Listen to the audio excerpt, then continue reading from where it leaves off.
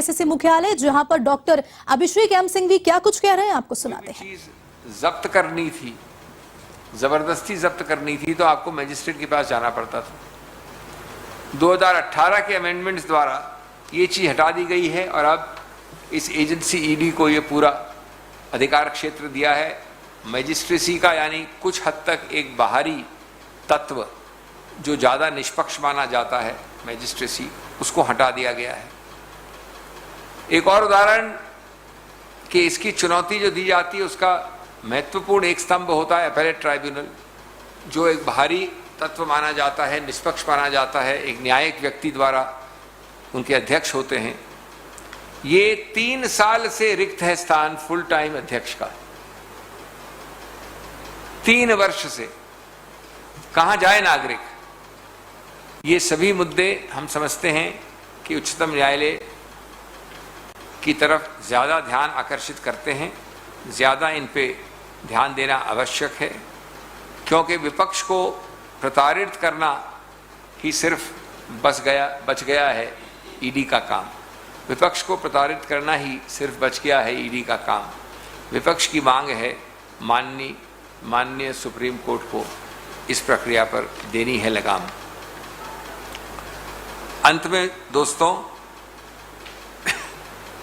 हमारे वक्तव्यों का अगर आप मजाक उड़ाना चाहते हैं तो बात दूसरी है, लेकिन हमने कभी भी ये हिंट नहीं किया, कोई कहा नहीं कि ये तहकीकात नहीं होनी चाहिए। हमने कहा कि जब इसका इस प्रकार से दुरुपयोग हो रहा है, हो सकता है, होता आ रहा है, तो आपको सुरक्षा चक्र बनाना है। सेफगार्ड्स की बात की है हमने, और हम जानते हैं कि सरकार ने पिछले 8 वर्षों में हर क्षेत्र में मानव अधिकार, संवैधानिक अधिकार, स्वच्छ अभिव्यक्ति करने का अधिकार, विभिन्न जो हमारे संविधान के अधिकार हैं उनको कम करने में, सीमांकित करने में 2 सेकंड नहीं सोचा है। इसलिए अति आवश्यक है कि ऐसे एक्ट्स के विषय में एक सुरक्षा चक्र, और वो सिर्फ एक ऐसी संस्था बना सकती है जिसमें पूर्ण रूपेण आस्था है भारत के नागरिकों की, यानी उच्चतम न्यायालय। दोस्तों, इसके बावजूद हम सिर्फ एक वायदा कर सकते हैं, एक प्रतिज्ञा कर सकते हैं। एक अखिल भारतीय जिम्मेवार, सबसे पुरानी एक प्रकार से राजनीतिक पार्टी ऐसी बातों में हमेशा नागरिकों के साथ खड़ी है और आवाज़ उठाएगी, विरोध करेगी उन चीज़ों का जो किसी रूप से भी दुरुपयोग के क्षेत्र में आते हैं, और हम कभी इस बात से झिझकेंगे नहीं। धन्यवाद।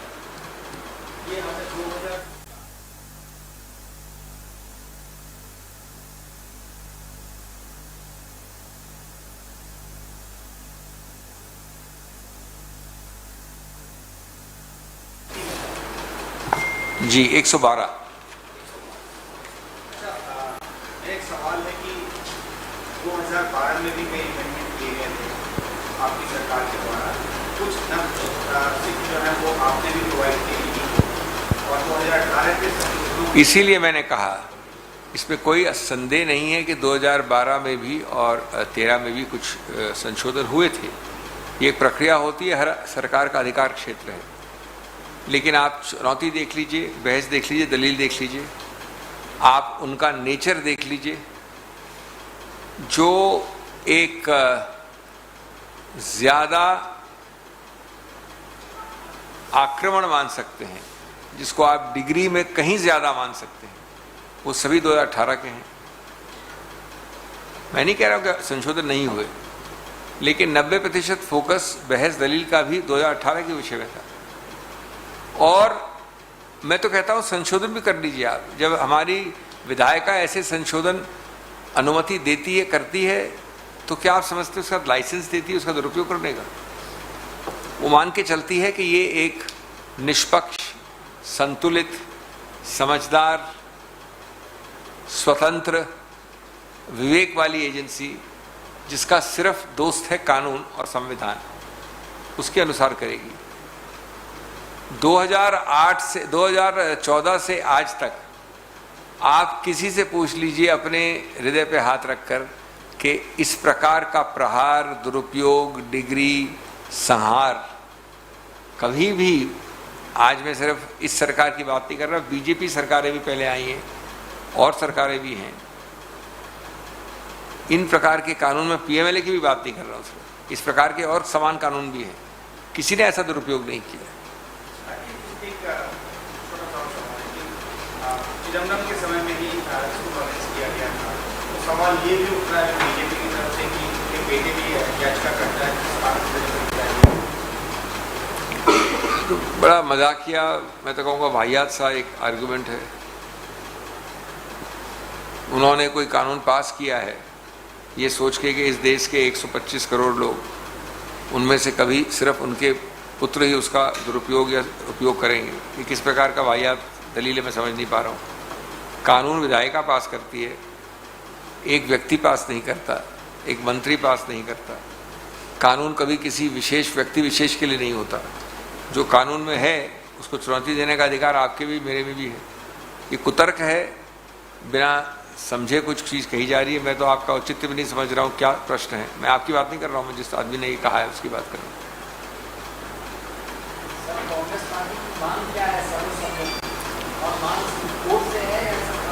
नहीं, हमारा मांग, देखिए, पहला हमारा काम है कि आपके समक्ष इस बात को उजागर करना।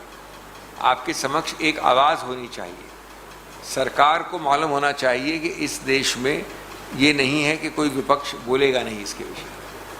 आपके ज़रिए जागरूक करना नागरिकों को, और दूसरा है कि इस जागरूक की प्रक्रिया में सभी लोग समझते हैं, सभी संस्थाएं इस बात को सुनती हैं, हमारी आशा और विश्वास है।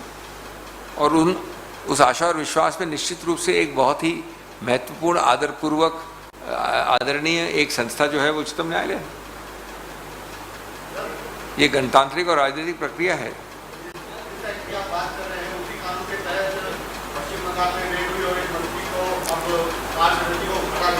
सही बात है, तो क्या आप उस एक केस को लेंगे, उसके साथ साथ जो 50 केस में आपको गिना दूं जहां पर उसका दुरुपयोग हुआ है उसको भी मान लीजिए। फिर हमने कभी भी नहीं कहा, कोई भी नहीं कह रहा है कि जहां पर तथ्य हैं, जहां पर एविडेंस सही रूप से है, जहां पर आप निष्पक्ष रूप से कर रहे हैं, कोई किसी ने नहीं कहा है।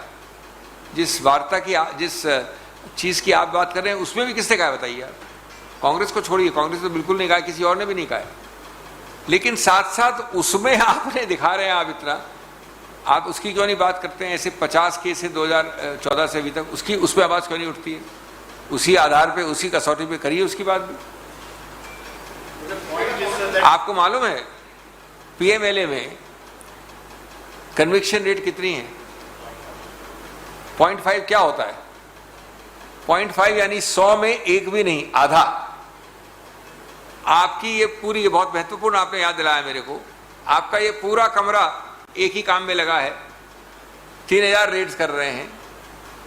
आजकल मजाक ये कि वो दिन बात होती है कि आज कोई ईडी रेड की सुनी नहीं बात, वो न्यूज़ होती है, ये नहीं होती है न्यूज़ की ईडी रेड हुई है। उसके बाद आप 100 में एक आधा कन्विक्शन लेते हैं इस बड़ी आर्मी के लिए, इस बड़ी मशीनरी के लिए, इतने रिसोर्सेज के लिए, इतनी औषधियों के लिए। इसका मतलब है कि जब इसको तथ्यों और एविडेंस की कसौटी में जांचा जाता है तब इसमें शून्य पाया जाता है, क्योंकि 0.5 शून्य के बहुत क्लोज है, बहुत निकट है।